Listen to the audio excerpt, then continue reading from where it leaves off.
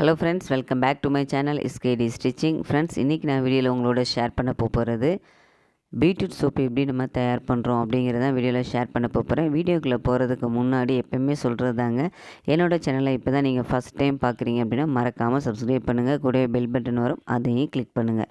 தொடர்ந்து என்னோடய சேனலுக்கு சப்போர்ட் பண்ணுங்கள். ஃப்ரெண்ட்ஸ், இப்போ வந்து பார்த்திங்கன்னா நான் பீட்ரூட்டை கேரட் சீவோம் இல்லையா, அதில் நல்லா சீவிட்டு ஒரு 3 டேஸாக நிழலில் காய வச்சு அதுக்கப்புறம் நான் மிக்சியில் அரைச்சி அதை வந்து பொடியாக பண்ணி ரெடி பண்ணி வச்சுருக்கேன். அதுக்கப்புறம் ஒயிட் கலர் கிளிசரின் சோப்பு வந்துட்டு நல்லா குட்டி குட்டியாக நறுக்கி அதுக்கப்புறம் டபுள் பாயில் மெத்தடில் நான் அதை நல்லா மெல்ட் பண்ணிவிட்டேன்.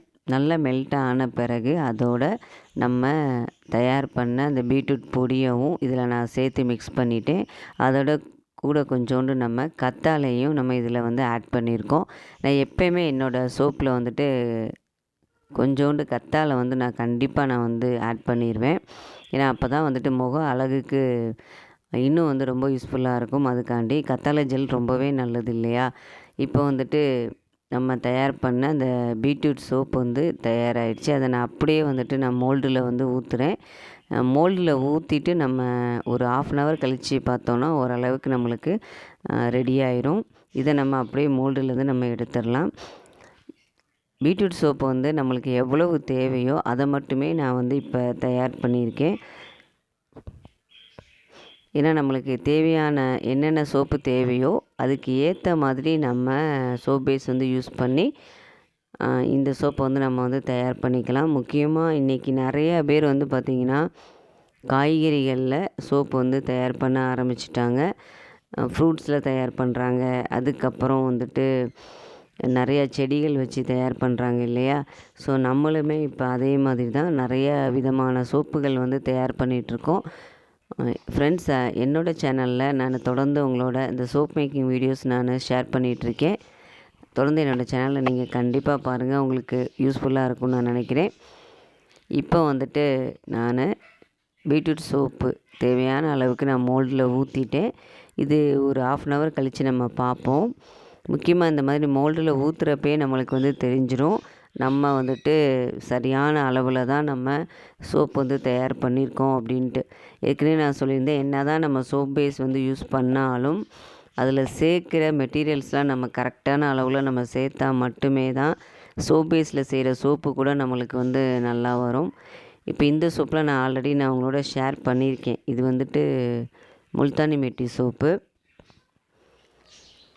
முல்தானி மெட்டியில் வந்துட்டு நம்ம முல்தானி மெட்டி பவுட்ரு நம்ம அதில் யூஸ் பண்ணி தான் இந்த சோப்பு வந்து பண்ணியிருப்போம். அதுக்கப்புறம் இந்த பீட்ரூட் சோப் பாருங்கள், ஓரளவுக்கு காஞ்சி மேலே நல்லா ஒரு அருமையாக வந்திருக்கு நம்மளுக்கு. இதை நம்ம மோல்டுலேருந்து நம்ம எடுத்துடலாம்.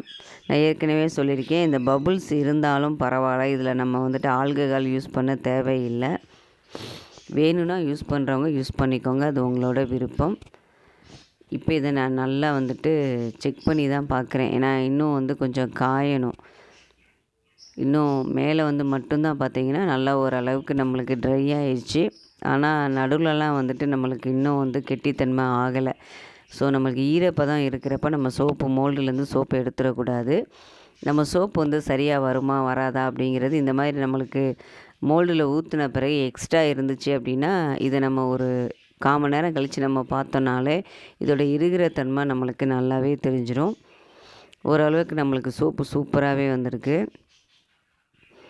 ஏன்னா இது வந்துட்டு சரியான பதம் இருந்தால் மட்டும்தான் கெட்டித்தன்மையோடு நம்மளுக்கு சோப்பு மோல்டுலேருந்து எடுக்கிறதுக்கு ஈஸியாக இருக்கும், அல்லது கொல கொலன்னு இருக்கும். இப்போ நம்மளுக்கு பீட்ரூட் சோப்பு வந்து தயாராகிடுச்சு. இதை நான் வந்துட்டு ஒரு 1 hour கழித்து தான் இதை நான் வந்து எடுத்தேன், இந்த சோப்பை. இருந்தாலும் இதை நம்ம வந்துட்டு உடனேலாம் நம்ம யூஸ் பண்ணக்கூடாது. இதோட ஈரத்தன்மை வந்து இருக்கும். அதனால் ஒரு 1 டேவாவது நம்ம நிழல்லையே நம்ம இதை வந்து காய வச்சுருவோம்.